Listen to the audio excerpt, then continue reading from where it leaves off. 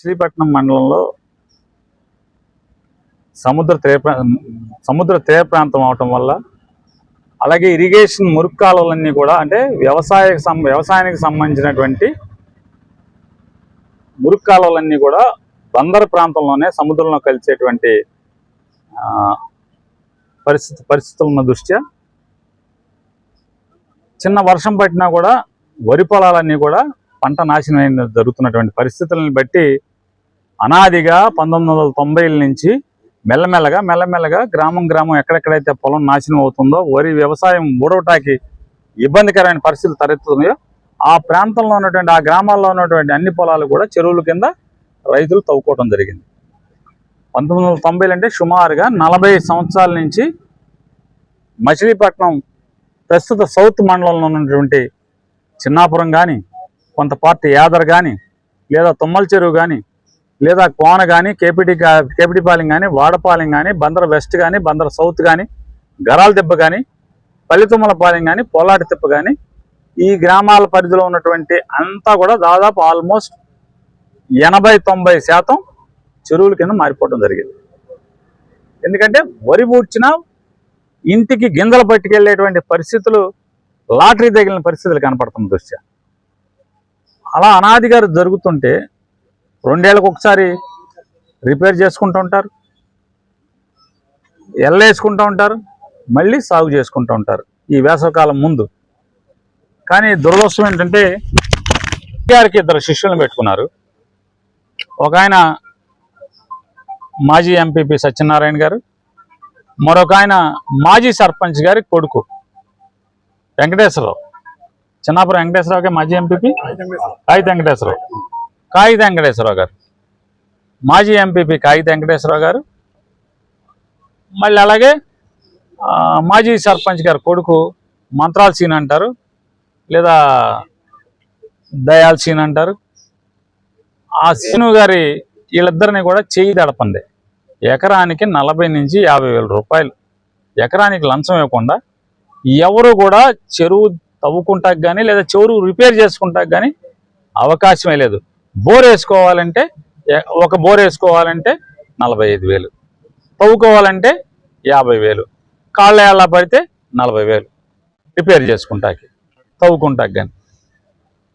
మేము ఆల్రెడీ ఎంఆర్ఓలకి అడిగాం, అయ్యా మీరు ఆపటం ఏంటయ్యా చిన్న రైతులని, ఇది అన్యాయం కదా ఎంఆర్ఓ తహసీల్దార్ గారు, ఇది తప్పయ్యా.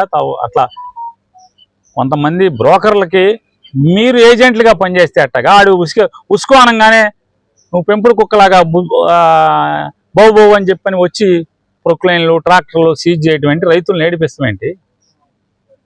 అంటే ఆడు తీసుకుని డబ్బు ఆడికి ఇవ్వకపోతే మీకు కోపం రావటం ఏంటి? ఆడు ఫోన్ చేయగానే మీరు రావటం ఏంటి? వాళ్ళిద్దరకు ఈ లింక్ ఏంటో మనకు అర్థమవుతుంది అనుకుంటున్నారు. బందరు తహసీల్దార్ గారు వీళ్ళు ఏమనుకుంటున్నారంటే ఈ లింక్ ఏది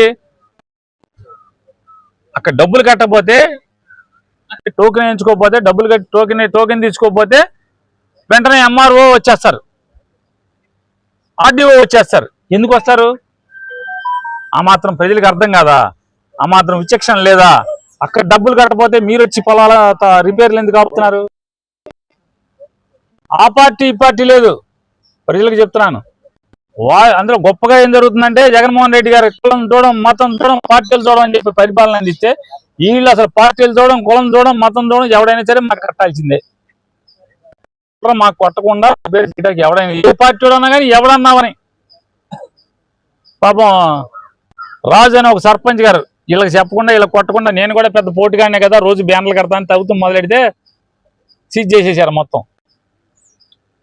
ఎందుకు సీజ్ చేశారంటే చూడండి, దాన్ని బట్టి జెండా మోసిన వాళ్ళకి లేదు, జెండా మోయిన వాళ్ళకి లేదు, ప్రజలకి లేదు, ఎవడైనా సరే మాకు కట్టాల్సిందే. ఏంటంటే మాకు 50,000 మెజార్టీ వచ్చింది, 50,000 మెజార్టీ వచ్చింది కాబట్టి మాకు కట్టండి 50,000. ఇంకా అదృష్టం 1,00,000 మెజార్టీ వస్తే ఎకరానికి 1,00,000 కట్టించిన వాళ్ళు అనుకుంటా. కులరేంద్ర గారు నాకు 50 మెజార్టీ అంటే రేట్ ఇది అనమాట. 50 రేట్ మెజార్టీ ఎంత ఉంటే అంత రేటు పెడతారనమాట.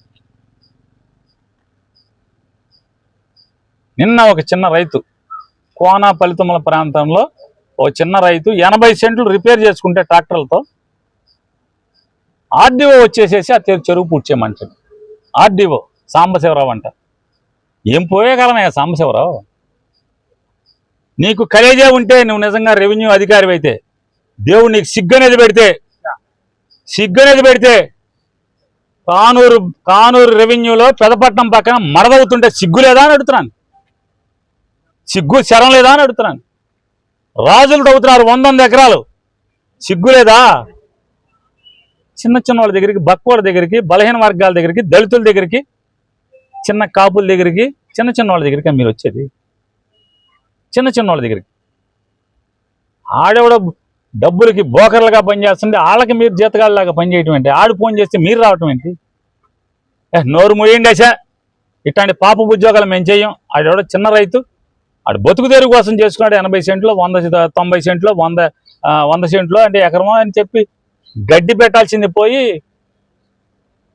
పూడ్చమని చెప్పి ఆదేశాలు ఇస్తారా? పూడుస్తారా? బందర్ ఆర్డీఓకి చెప్తున్నాం, నువ్వేదో తమాషాలుగా కొల్లు రవి దగ్గర చెంచాగిరి చేస్తే బాగా మూటలు కట్టుకెళ్ళచ్చు అనుకుంటున్నామేమో. లేదా కొల్లు రవికి ఒక 10 లక్షలు 50 లక్షలు ఇచ్చి పోస్టింగ్ వేయించుకొచ్చావేమో. అందుకోసం అని చెప్పని నీ ఇష్టారాజ్యంగా వాళ్ళకి దోసిపెట్టి, నువ్వు దోచుకుని వాళ్ళకి పెట్టి ఏజెంట్ల కమిషన్ దగ్గర తీసుకున్నావు అనుకుంటున్నామేమో. ఖచ్చితంగా నీ టైంలో మడ తవ్వారు ఇవాళ. దీనికి బాధ్యతను వహించాల్సి వస్తుంది, దాని పర్యవసానం ఎదుర్కోవాల్సి వస్తుంది. 100 ఎకరాలు తవ్వారు అసైన్మెంట్ ఆర్ట్ని. నువ్వు చేరిన తర్వాతే దీనికి బాధ్యత నీకు లేదా? దీని పర్యవసానం ఇవ్వాలి. కాబట్టి ముందున్న ముసళ్ళ పండగ రేపు ఉండదా నీకు? రేపు ఉండదా బాధ్యత? సాక్షులు చెప్పరనుకుంటున్నావా రైతులు ఎవరికి ఎంత ఇచ్చారో ఏంటో? భోజనం చేయండి. ఇంటి దగ్గరికి వెళ్ళి అన్నం తినండి. ఆడి దగ్గర ఈడి దగ్గర లంచాలా? అరే చిన్న చిన్న రైతుల్ని కాల్చుకు తింటాం ఏంటి? రైతులు ఆడెవడో టీడీపీ బ్రోకర్లు చెప్తే, మంత్రి బ్రోకర్లు ఫోన్ చేస్తే మీరు ఎగాడుకుంటా రావటం ఏంటి? విచక్షణ ఉండాలి కదా, చదువుకున్నారు కదా. ఎంఆర్ఓలు ఆర్డీఓలు చేస్తా ఈ రకంగా బరిదెగించి మీరు ఏమాత్రం సిగ్గుపడకుండా ఇంత పచ్చిగా చేస్తారా? ఇవాళ ఏమన్నా తవ్వుతున్నారా? ఎన్నాళ్ళైంది తవ్వి? ఇవాళ తవ్వుతున్నటువంటి పెద్ద పెద్ద వాళ్ళని ఏం చేస్తున్నారంటున్నా? తీసుకుని వదిలేస్తారా? రిపేర్ చేసుకుంటాకి మీకేం ఇబ్బందా? మడట్ట తవ్వుతున్నాడు ఓ తెలుగుదేశం నాయకుడాడు, 20 ఎకరాలు మడట్ట తవ్వాడు. 20 ఎకరాలు మడ ఎడ తవ్వారు. ఇవాళ వైసీపీ వాళ్ళు వెళ్తుంటే ఆ కౌరు చెప్పిన మడ తవ్వుతున్నారని చెప్పిన సురేష్ అనేవాడే మళ్ళీ వాళ్ళకి ఫోన్ చేసి మరి పేరు నాని కిట్టుగా వాళ్ళందరూ జనమేసి వచ్చి కెమెరా మీడియా తీసుకొచ్చేస్తున్నారని వాళ్ళకి మెసేజ్ పెడితే వాళ్ళు వెళ్ళిపోయారని, టాటర్లు తీసేశారని అని వాళ్ళే చెప్తున్నారు. మన సురేష్ గారు బతికిచ్చాడు మనని, టాటర్లు తీసేశారని చెప్పని అక్కడ వాళ్ళే చెప్తున్నారు. నాకు మీడియా వాళ్ళు చెప్పారు ఇక్కడికి వచ్చాక, సార్ ఏమో మీరు బయలుదేరాలి సార్, మీ కౌరు ఇచ్చింది అతనే, వాళ్ళకి మీరు బయలుదేరారని చెప్పింది అతనే అని చెప్తున్నారు. తప్పేం లేదు సార్, తప్పే ఉంది. ఇద్దరిని చూసుకోవాలనుకున్నాడు విలేకర్ గారు, ఇద్దరిని చూసుకుంటాడు, తప్పేం లేదు, మంచిదే కదా. 2 ఆవులు దూడ, దాని గురించి అంటలా. అధికారులు అంటనా మడ తవ్వినా ఏం మాట్లాడరు. కానీ వ్యవసాయానికి మీ తాతకు పట్టా ఉందా? ఆర్డీఓ మాట్లాడుతా అంట సాంబశివరావు. సాంబశివరావు మీ తాతకు పట్టా ఉందా? మీ నాన్నకు పట్టా ఉందా? పట్రా సిగ్గు శరం లేదా అని అడుగుతున్నాను. ఎవరికి పట్టా ఉంది? 100 ఎకరాలు తవ్వుతున్నారు. ఆడి బాబుగాడికి పట్టా ఉందా? మడ తవ్వుతున్నారు. ఆడి తాతకు ఉందా పట్ట? సిగ్గు లేదా మీకు అన్న కళ్ళు మూసుకుంటాకి? పేదోళ్ళ జోలికంటే సిగ్గు శరం ఉండాలి మీకు అసలు. ఇప్పుడే జాయింట్ కలెక్టర్ గారికి మీ భాగవతం అంతా చెప్పా. జాయింట్ కలెక్టర్ గారికి కుర్రోడు ఇప్పుడే మొదటిసారి చూసా. తప్పకుండా సార్, నేనేమి గడ్డి తింటలేదు, నేను ఐఏఎస్ చదువుకుని వచ్చాను, ఖచ్చితంగా పేదవాళ్ళకి రక్షణ కల్పిస్తానని చెప్పాడు. ఎస్ శంషేర్రా నాకు కుర్రోడైనా సరే బ్రహ్మాండంగా మాట్లాడరా. ఈ అమ్మ సాంబడగాడు ఉన్నాడు ఎందుకురా యాదవా అని చెప్పి తిట్టుకున్న మనసులో అందరూ, రైతులందరూ ఎందుకురా చదువుకుని ఉద్యోగాలు చేయటం, ఇట్లాంటి సాంబళ్ళు వచ్చి బోకర్లుగా పనిచేస్తున్నారు వీళ్ళు. బతికితే అట్లాంటి జాయింట్ కలెక్టర్ అట్లాగే శంషేర్గా బతకాలి కదా అని చెప్పాడు. పేద రైతులను ఇబ్బంది పడినాను, వాళ్ళ బతుకాలను బతికినిచ్చేదానికి వాళ్ళ రక్షణ కల్పిస్తా అని చెప్పారు. నమస్కారం రా బాబు, ఏ తల్లిదండ్రికి అన్నారు నీకు జాయింట్ కలెక్టర్?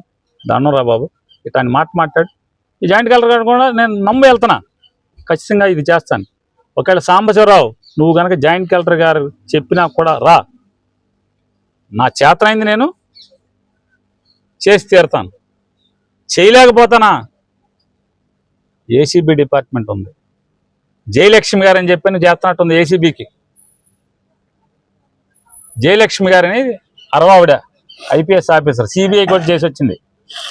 ఆవిడతో మాట్లాడతాం నీ సంగతులు, నువ్వు ఎక్కడెక్కడ ఎంత తీసుకుంటున్నావో, ప్రొక్లైన్ వాళ్ళ దగ్గర ఎంత తీసుకుంటున్నావు, లేదా మంత్రాల దగ్గర ఎంత తీసుకుంటున్నావు, వెంకటేశ్వరరావు దగ్గర ఎంత తీసుకుంటున్నావు, పంచుకుంటున్నారు, మీరు ఎక్కడ పంచుకుంటున్నారు, ఎవరి ద్వారా మీకు నోట్లు వస్తాయో, ఇవన్నీ తెలియక చేతకాకేం కాదు. ఖచ్చితంగా జాయింట్ కలెక్టర్ గారు నమ్మే రైతులందరం వెళ్ళిపోతున్నాం. చిన్న చిన్న రైతులు, ఎకరం 2 ఎకరాలు 2.5 ఎకరాల రైతుల్ని ఉన్న చెరువుని రిపేర్ చేసుకుంటుంటే కనుక వాళ్ళ నోటికాడ కూడికి అడ్డం పడితే మాత్రం ఖచ్చితంగా పోరాటం చేస్తామని హెచ్చరిక చేస్తున్నాం ఆర్డీఓకి. Please subscribe. News